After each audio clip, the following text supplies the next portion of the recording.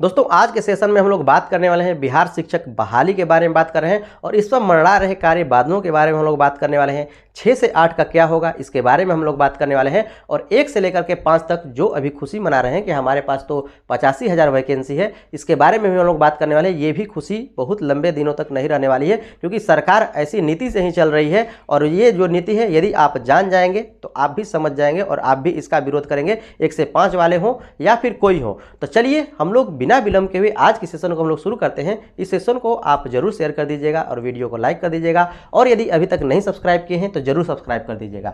हम लोग बात करने वाले हैं जो 7th फेज बीएड वालों का क्या होने वाला है इसके बारे में बात करने वाले हैं। तो यहाँ पर तो आप जानते हैं कि जो 6 to 8 है इनकी जो लुटिया है आपको डूब चुकी है। यहाँ पर 0 वैकेंसी के बारे में बात कही गई है। देखने में तो आपको 1745 वैकेंसी है लेकिन वो स्पेशल शिक्षक की वैकेंसी है जैसा कि आप जानते हैं। हम लोग बात करने वाले हैं जो 1 से 5 वाले खुश हैं और सोच रहे हैं कि ये हो जाए और हम मजा मार लें, तो ऐसा भी कुछ नहीं होने वाला है। इनके ऊपर भी उतना ही खतरा मंडरा रहा है जितना इनके ऊपर मंडराया हुआ है, ठीक है ना। तो कहीं भी सरकार किसी को भी छोड़ने नहीं वाली है।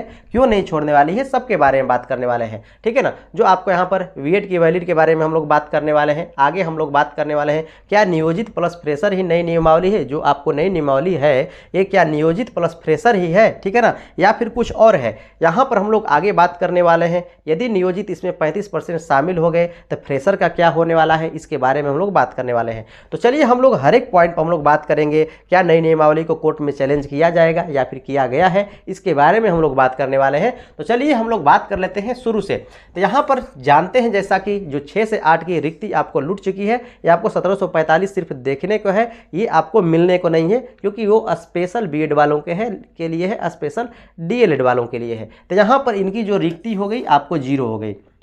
आगे हम लोग बात कर लेते हैं जो यहाँ पर बीएड के बारे में है, ठीक है ना। एनसीईटी के अनुसार तो जो बीएड है वैलिड है बिहार में, लेकिन अभी सुप्रीम कोर्ट का फैसला आना बाकी है और 10-15 दिन में इसका भी फैसला आपको आ जाने वाला है। तो यहाँ पर क्लियर हो जाएगा कि इसमें आपको बीएड वालों को मौका मिलेगा या नहीं मिलेगा। यहाँ पर एनसीईटी के माध्यम से तो बीएड को मौका है 1 से लेकर के 5 तक में, लेकिन यहाँ पर बात किया जाए कि अब सुप्रीम कोर्ट क्या आदेश सुनाता है उसका अभी इंतजार है और ये भी आपको 10 से 15 दिन में आ जाने वाला है, ठीक है ना। तो यहाँ पर हम लोग बात करने वाले हैं 1 से लेकर के 5 की खुशी जल्द लूटने वाली है। कैसे लूटने वाली है इसके बारे में हम लोग बात करने वाले हैं। तो आप समझिए कि लूटने वाली क्यों है। यदि आप जानते हैं तो जानते होंगे, ठीक है ना। नहीं जानते हैं, यदि आप समझ पा रहे हैं अर्थात समर्थन आप कर रहे हैं सरकार का या विरोध कर रहे हैं, यदि जानते हैं ये बात को तो आप समर्थन में होंगे, यदि ये बात को आप जानते होंगे तो विरोध में होने वाले हैं। अर्थात आप चाह रहे होंगे इसमें होंगे 1 से लेकर के 5 तक में होंगे और आप चाह रहे हैं कि जल्दी से जल्दी यहाँ पर नियुक्ति हो और हम लोग अपने जगह पर जाए। तो इनके लिए भी उतनी ही बड़ी समस्या होने वाली है जितनी बड़ी आपको 6 से 8 वालों के लिए समस्या है। क्या समस्या है, यहाँ पर जो नियोजित वाले हैं और प्लस फ्रेशर वाले हैं वही नई नियमावली है। वही क्या है, नई नियमावली है। अर्थात जो नियोजित शिक्षक पहले से ऑलरेडी हैं वो, और जो आपको फ्रेशर हैं अर्थात जो अभ्यर्थी, जो नए वाले अभ्यर्थी हैं जो अभी बनना चाहते हैं शिक्षक, उनको यदि मिला दिया जाता है तो यही जो प्रोग्राम है ये आपको सरकार का नई नियमावली का प्रोग्राम है। नहीं समझ में आया कोई बात नहीं। यहाँ पर आपको बहाली के बारे में बात किया जा रहा है कि 1,78,000 के करीब में आपको यहाँ पर वैकेंसी है, ठीक है ना। बात समझिएगा, यहाँ पर जो ये नियोजित है ना और जो फ्रेशर हैं दोनों का एग्जाम एक ही साथ होने वाला है। और कागजी तरीके पर हम लोग बात करें तो जो आपको यहाँ पर नियमावली है, जो भी अभी तक के डॉक्यूमेंट हैं उसमें आपको ये क्लियर ही नहीं किया गया है कि जो नियोजित है और जो आपको फ्रेशर हैं ये आपको अलग अलग इनके लिए आपको सीट होंगे। अर्थात जो 1,78,000 में शामिल नहीं होंगे, ऐसा कहीं भी नहीं लिखा गया है। तो इसका सीधा सीधा है इनका एग्जाम भी एक ही साथ कराना है। जैसा कि आप जानते हैं इनका एग्जाम एक ही साथ है और यदि एग्जाम कराना है, यदि ये क्लियर होता तो ऑलरेडी लिखा होता, ठीक है ना, कि इनका जो है अलग से वैकेंसी होगी, इसमें आपको जो ये सीट खाली है इसमें इनको नहीं मौका मिलेगा। लेकिन ऐसा कुछ नहीं है, इनको भी इसी में आपको जगह मिलने वाली है। अब बात समझिए कि जब इनको इसी में जगह मिलेगी तो ये नई नियमावली के अधीन आएंगे और जिसमें जाना था इनके लिए ये सीट मांग रहे थे कि यहाँ पर जो वैकेंसी खाली थी 2.5 लाख के इर्द गिर्द, तो जो नए वाले थे उनके लिए तो खाली थी ना, पहले से ऑलरेडी 1,78,000। अब सरकार यहाँ पर था 2.5 लाख वैकेंसी हो गई 1,78,000 वैकेंसी। अब जब 1,78,000 हो गई तो ये भी 1,78,000 सिर्फ फ्रेशरों के लिए नहीं रह गई। ये जो नियोजित हैं ये भी इसी में जाने वाले हैं और जो नियोजित वाली सीट है वो भी समाप्त होने वाली है। सरकार का जो काम है ये नियोजित पर अब कोई पुनः नियोजित तो होगा नहीं, तो जो सीट इधर से जो नियोजित हैं निकल करके जाएंगे इस नियमावली के थ्रू जो 1,78,000 में, तो जो नियोजित वालों का सीट है वो भी आपको खत्म होने वाला है और एक सीट आपका इसमें से भी आपको खत्म होने वाला है, जो फ्रेशर का है वो सीट आपको खत्म होने वाला है। बात समझिएगा। तो यहां पर हम लोग बात कर रहे हैं कि ये नियोजित की संख्या तो आप जानते हैं कि कितनी संख्या में नियोजित है। यदि इनका जो नियोजित है उनका यदि 35% भी इसमें शामिल हो गए, मान लिए कि 50% नहीं शामिल हो गए क्योंकि इनकी जो है अब ये प्रिपरेशन में लगे हुए हैं, ये उस प्रिपरेशन को छोड़ चुके हैं, तो ये प्रिपरेशन में लगे हुए थे, इनकी संख्या अधिक होगी संभव था, ठीक है ना, संभव है। लेकिन ये 35% भी आपको ये शामिल होने वाला है,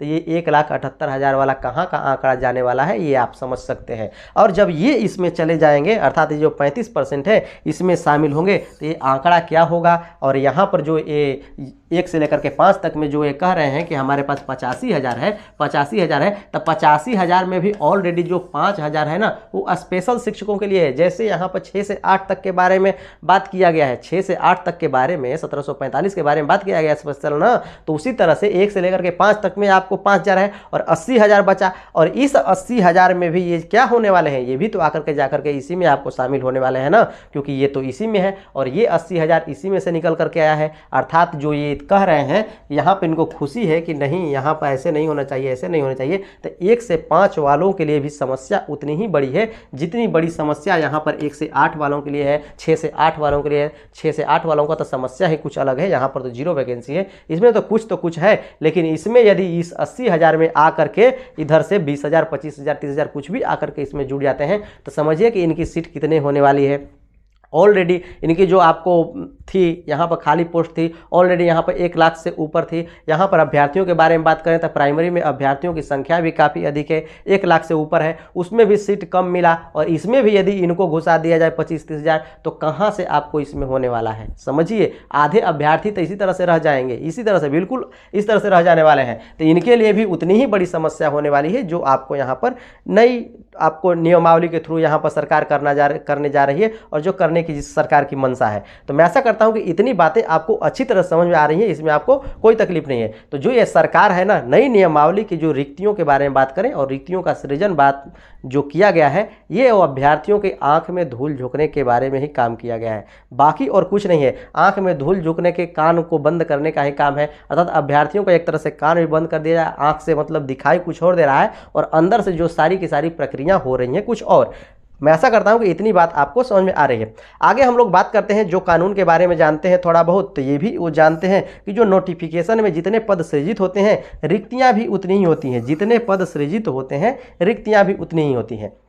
तो यहाँ पर बात समझिए, पद का सृजन किया गया है 1,78,000, पद का सृजन किया है 1,78,000। तो जो इसमें शामिल होंगे यही इसमें शामिल होने वाले हैं, अर्थात जो नियोजित हैं जो फ्रेशर हैं दोनों 1,78,000 में ही आपको जाकर के शामिल होने वाले हैं। और जब ये आपको पूरा खत्म हो जाएगा अर्थात पूरी की पूरी रिक्तियाँ आपको फुल हो जाएंगी और उसके बाद आप चाहें कि इसको रिक्तियों को बढ़ाया जाए तो ये आपको बढ़ने वाला नहीं है, इसमें आपको अब उसके लिए पुनः आपको रिक्तियाँ बढ़ानी पड़ेंगी। पुनः आपको जैसे कि यहाँ पर नियमावली आई इसके थ्रू आपको रिक्तियाँ बनाई गई, उसी तरह से रिक्तियाँ आपको पुनः बनाई जाएंगी, तब आकर के आपको वैकेंसी होने वाली है, ठीक है ना। और नहीं तो इसी में से रिटायर होंगे और इसी में से घुसने वाले हैं, या तो रिक्तियाँ बढ़ाई जाएंगी और नहीं तो उसमें से घुसने वाले हैं। ये आपको काफ़ी समस्या होने वाली है और रिक्तियाँ काफ़ी कम है, घुसने वाले इसमें बहुत ज़्यादा हैं, ठीक है ना। जो यहाँ पर अभ्यर्थी हैं बहुत ज़्यादा हैं तो उनके लिए काफ़ी ये समस्या होने वाली है। तो नोटिफिकेशन में जितने आपको पद सृजित होते हैं रिक्तियाँ भी उतनी ही होती हैं, रिक्तियाँ इतनी हैं अब इसी रिक्तियों में से बारी बारी से भरे जाएंगे, जब तक कि रिक्तियों को न बढ़ाया जाए तब तक इतनी ही रिक्तियां आपके पास हैं। बात समझने का प्रयास कीजिए, ठीक है। आगे है, ठीक है ना, जो एग्जाम है जुलाई अगस्त में होगा, क्या आप इसके लिए तैयार हैं? क्योंकि यहाँ पर जो सरकार का मंशा है कि हम जुलाई और अगस्त में आपको एग्जाम करा दें, क्या आप तैयार हैं? हम नहीं समझते कि आप यहाँ पर 2 महीने में आप तैयार होंगे, ठीक है ना। जो बहुत अच्छी तरह से प्रिपरेशन में लगा है वो तो तैयार हो सकता है, लेकिन जो पुराने वाले अभ्यर्थी हैं वो तो निश्चित रूप से यहाँ पर तैयार नहीं है। तो यहाँ पर किसी भी तरीक़ा से सरकार का काम है छांटने का काम कर रही है सरकार, ठीक है ना। यहाँ पर चैलेंज के बारे में बात कर रहा है, तो यहाँ पर चैलेंज भी आपको कोर्ट में अभी तक तो हुआ नहीं है, लेकिन चैलेंज होने का तो 100% गारंटी है कि आपको कोर्ट में चैलेंज होगा। इसमें जो भी आपको पुराने वाले जो आपको शिक्षक नेता हैं या फिर कह लीजिए शिक्षक विद्यार्थी संगठन वाले हैं, शिक्षक संगठन वाले हैं, तो सभी आज के डेट में जो धरना प्रदर्शन हर जगह आपको जिला में आपको हर जगह कर रहे हैं। तो मैं आशा करता हूं कि आप उनका साथ देंगे ताकि ये जो सिस्टम है इस सिस्टम को बदला जा सके। ये आपके लिए काफ़ी मुश्किल होने वाला है। और जो तेजस्वी का बयान है उस तो मतलब वो फाजिल का है, उससे कोई मतलब है ही नहीं। कह रहे हैं 3 लाख के बारे में, हो क्या रहा है मतलब उनको पता ही नहीं है जैसे कि क्या हो रहा है और क्या वो बोल रहे हैं। वो जानबूझ करके बोलते भी तो भी एक बात होती, तो यहाँ पर बोलने और करने का कोई मतलब ही नहीं है। ठीक है, तो यहाँ पर आपको ये समझना है और ये आपको दिमाग में नहीं रखना है कि 1 से लेकर के 5 तक हमारे पास बहुत है, इनके पास भी कुछ नहीं है। इनके पास भी अधिक से अधिक, यही बात है कि अधिक से अधिक इनके पास 50,000 वैकेंसीज है और इनकी संख्या 1 लाख से अधिक है। 50,000 में क्या होने वाला है? क्या कुछ होने वाला है? कुछ नहीं होने वाला है।